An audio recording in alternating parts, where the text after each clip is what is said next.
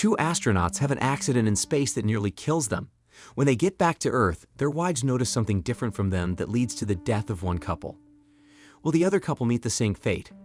Let's find out in the 1999 science fiction and horror movie The Astronaut's Wife. One night, a couple named Spencer and Jillian spend the whole time before Spencer flies into space the next day. Spencer is a renowned astronaut of NASA, and he will be sent to space with his friend and Captain Alex. As a loving and supportive wife, Jillian is so proud of him, but she cannot help herself but worry for his husband's safety. In turn, Spencer promises her that he will call her whenever he can. Jillian thinks he's joking, but Spencer assures her that he will do it and that he will be fine. The next day, the launch commences, and it's a total success. Meanwhile, Jillian is at work, teaching kids from second grade. And to her surprise, Spencer indeed calls in from space through NASA's command center. She asks how he can call from space, to which he answers that it's because he's still within Earth's orbit. This call is very short, yet it's enough for Jillian to know that her husband is doing well. After work, Jillian is with her sister Nan, and they are talking about Spencer. Even Nan cannot believe that Spencer managed to call from space, stating that Jillian is very lucky with her husband. Later at home, suddenly, she accidentally cuts her finger while slicing vegetables, and her gut is telling her that something bad happened to Spencer. Looking at the TV, Jillian comes across news about his husband and their friend Alex, but as she is about to turn up the volume, she switches the channel instead because of nervousness. When she tries to look for the news channel again, the doorbell rings. Telling Nan to keep looking for the said channel, Jillian checks who's on the door and sees a man named Reese, who claims that he's from NASA. Reese says she needs to come with him because his husband and Alex had an accident in space. Alex's wife, Natalie, is already at NASA. Just then, Jillian hears her sister calling her, and when she goes back inside, she sees on the news what Reese is talking about. Worried, Jillian asks frankly if Spencer is still alive, but Reese doesn't know the answer as well. Due to that, she goes with him to NASA, where she is greeted by a worried Natalie. The two wives hug each other, and Jillian does her best to stay hopeful and positive. Shortly after, an officer of NASA shows up and tells the good news that Spencer and Alex are alive. Also, the two men are currently at the orbiter, and they will be sent back to Earth immediately. Jillian takes the opportunity and asks what happened to their husbands. According to the NASA officer, Spencer and Alex were outside the orbiter to do some repairs on the satellite when an explosion suddenly occurred. The command center lost contact with the two of them for around 2 minutes. The explosion then caused the two to drift behind the shuttle, but they managed to take them back after bringing the craft around 180 degrees. Afterward, the officer excuses himself, but she notifies Jillian and Natalie that if they need something, Reese will provide it for them. Natalie breaks down crying, but Jillian comforts her, stating that what's important is that their husbands are alive. At this time, Reese put up a camera feed of the shuttle so the two women can see it as it lands back on Earth. Sometime later, the astronauts are finally back on Earth and given proper medical attention. Jillian talks to the doctor who is assigned to Spencer, and he gladly tells her that her husband is out of harm's way. Also, it will not take long before he regains his consciousness. Hearing this, Jillian is finally relieved of her worries. But when she asked about Alex, the doctor says his condition is a bit more complicated than Spencer's because they found a strain on his heart. As expected, Spencer eventually wakes up and he immediately looks for his wife. Seeing this, Jillian cries in happiness and hugs her husband. On the other hand, Alex suffers from convulsions while screaming Spencer's name like they see something scary. It takes several doctors and nurses to calm him down, but his heart suddenly stops beating. Fortunately, the doctor manages to revive him, but when he looks outside, his gaze goes past Natalie, straight to Spencer. After a few days, Spencer and Alex are discharged from the hospital, and they are given an award by the President of the United States of America for their service and heroism. After the event, Spencer reveals to Jillian that he has decided to resign from the service to spend more time with her. He also adds that he was offered an executive position in an aerospace firm and decided to take it to continue providing for the two of them and their future children. The only catch is he will be assigned to New York City. Although in doubt because the two of them are not used to city life, Jillian states that she will support and be with him all the time, no matter where he decides to go. While the two of them are talking, Reese is suspiciously watching over them from a distance. On the night before their trip to New York, Spencer and Jillian attend a party that Spencer's co-workers prepare for them. There they spend all night drinking, singing, and partying. At this moment, Spencer excuses himself from Jillian to talk to Nan. Reese is also there, and he's still watching Jillian's movements. Alone, Jillian notices that Alex and Natalie are arguing at the other table. Then, she witnesses how Alex aggressively kisses Natalie against her wish. After that, Alex starts coughing badly and looks for Spencer. And to everyone's shock, he suddenly collapses and dies right then and there. The next day, NASA holds a press conference to address Alex's death. One reporter asks if his death is related to the previous accident he was involved in and if Spencer is in danger as well. A doctor from NASA answers this question by stating that Spencer underwent an extensive amount of examinations and tests to make sure that he is healthy. According to her, he's not in danger anymore, and Alex's death has nothing to do with what happened to the both of them in space. Later in a private ceremony in Alex's residence, Nan, who's accommodating the visitors, greets Jillian and Spencer. Jillian finds Natalie in the back alone. To console her friend, Jillian goes to her and gives her condolences.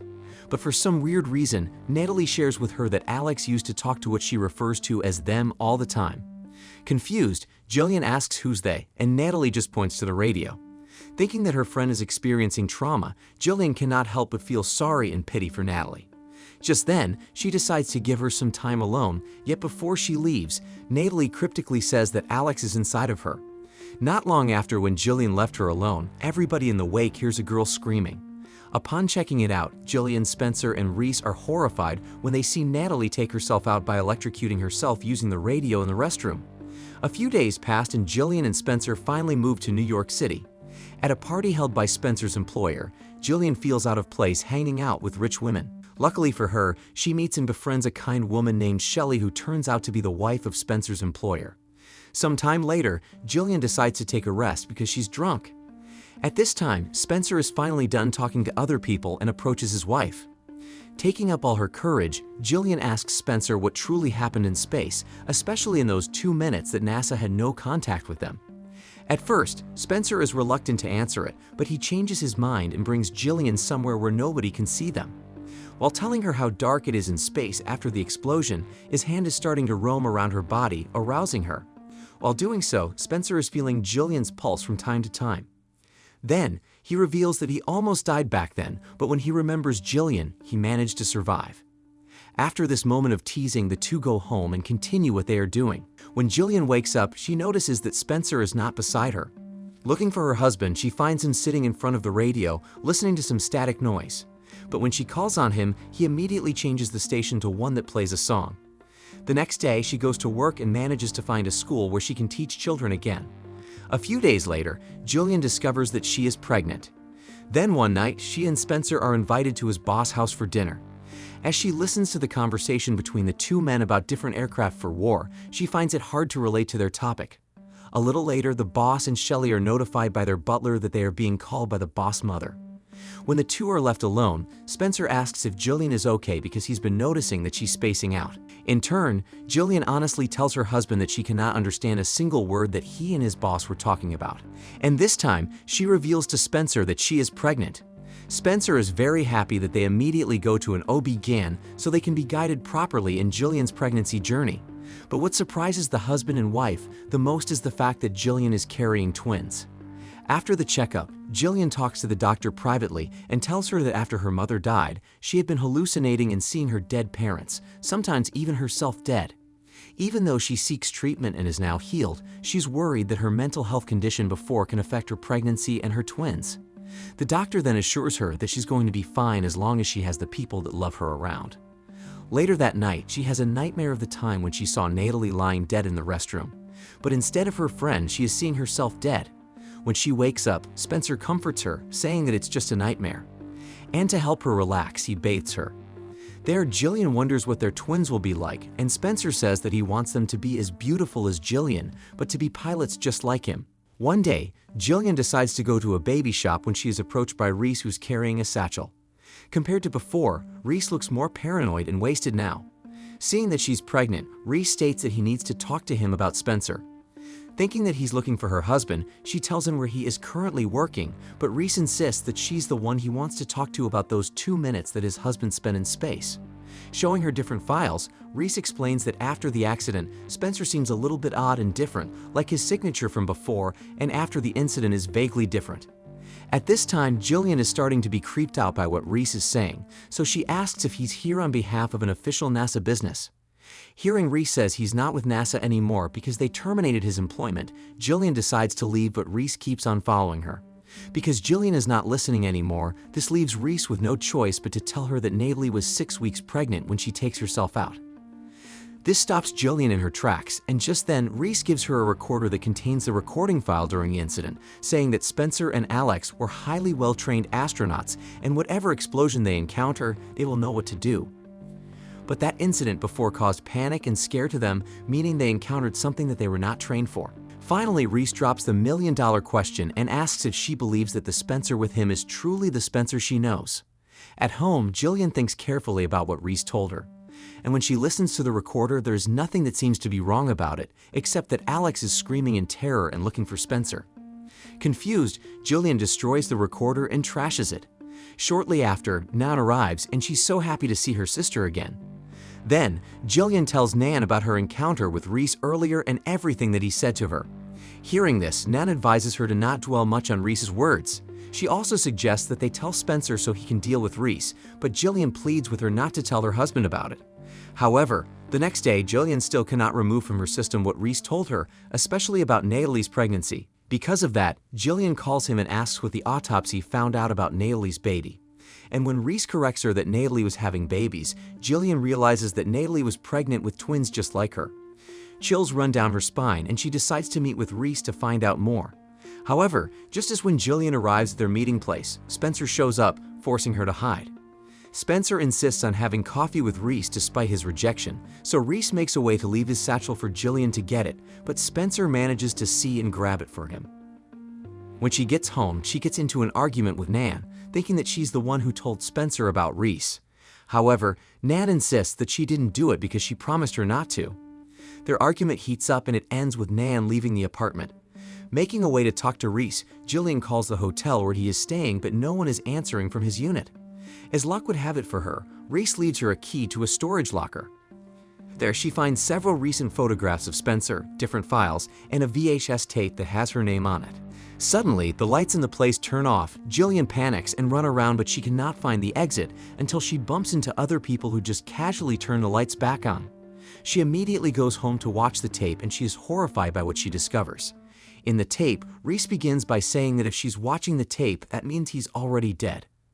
Then, he shows her the recording feed from another recorder that has the same file as the one she destroyed. In the feed, there are 3 recorded voices that belong to Spencer, Alex, and another unidentified creature. Reese analyzes the 3rd file, which seems to be a normal static sound, but as it plays, Jillian kind of understands what it means. According to Reese, this recording comes from another form of life that's not from Earth. And in just 2 minutes, whatever it is manages to get inside Spencer and Alex. Reese boldly claims that the Spencer that she is with is not her husband anymore, and that she is carrying the twins that will be the pilots who will lead the other aliens to the Earth. Without her noticing, Spencer comes home just in time after Reese's tape ends. Spencer says he comes home early because he feels bad for Jillian after her fight with Nan. So he brings home a VHS tape of a movie that they can watch together. Jillian reluctantly agrees and is lucky that Spencer doesn't ask much about the tape that she was just watching. As they watch the movie, they fall asleep and Spencer dreams about the time he and Alex were fixing the satellite and they got attacked by something. Upon waking up, Jillian seems to have shared the dream with him, so she asks if he dreamed of something, but Spencer denies it. The following day, Jillian meets with Shelley, who gives her medical abortion pills. Shelley explains that it will just hurt for a while, but after that, her babies will be gone as if she had a miscarriage. She also assures Jillian that Spencer will not suspect a thing. Going home, Jillian is still conflicted about whether she will abort her twins or not. While this is happening, she is also having an image of her babies as if they're appealing to her conscience. Although she is convinced that what's inside her is not human, she still doesn't have the guts to kill them because they're just babies. At this time, Spencer shows up and Jillian realizes that the twins communicated him. He then assaults her and she immediately goes for a run. But no matter where she goes, Spencer corners her. And when her stomach hurts, she loses her balance and falls down the stairs. Sometime later, she wakes up in a hospital and Spencer tells her that their babies are still inside. But he threatens her not to do anything stupid ever again. He also doesn't disclose to the doctors that she tried to abort the twins. According to him, if they ever find out, they will lock her up in the hospital. After a while, Nan arrives at the hospital and the 2 sisters reconcile and apologize to each other. Jillian tries to tell her sister the truth about Spencer and the twins, but because Nan thinks she's still in shock after the fall, she just dismisses it.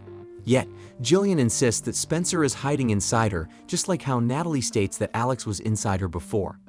Later that night, Nan comes home and finds out that Spencer is hiding Reese's satchel. She is starting to connect the dots, realizing that Spencer is indeed doing something to her sister. Nan confronts him and Spencer attacks and ends up killing her. When Jillian sees them, it's already too late. Just then, she wakes up and feels relieved that it was just a nightmare.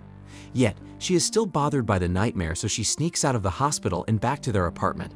Knowing that Spencer is tailing her, she moves fast and locks the door as soon as she gets inside, putting up a barricade for added protection. Jillian then goes to a room where Nan was murdered in her nightmare and finds nothing. Thinking that her sister is safe, she decides to end it all right then and there. Grabbing a radio, Jillian lets the sink flow, and when Spencer finally barges inside the room, he sees her standing in the water, ready to end her and the twins' lives. He tries to talk her out of it and reaches for her hand. At this time, Jillian sees little wounds on his hand that are evidence of a struggle, just like how Nan fought back in her nightmare. Realizing that Spencer actually killed her sister, she cryingly confronts him until Spencer finally reveals the truth to her about his identity.